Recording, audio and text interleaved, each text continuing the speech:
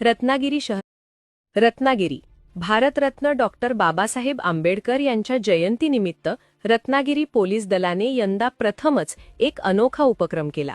शहरातील जिल्हा शासकीय रुग्णालयासमोरील डॉक्टर बाबासाहेब आंबेडकर यांच्या पुतळ्याला पोलीस दलाकडील प्रथमच मध्यरात्री अभिवादन करण्यात आले।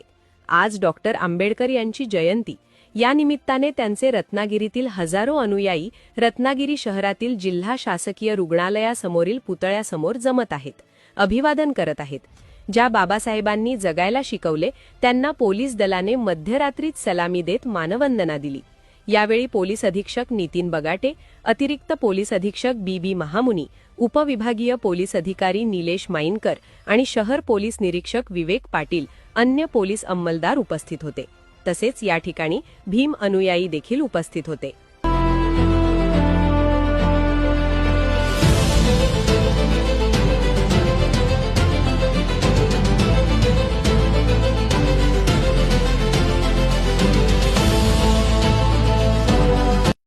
रत्नागिरी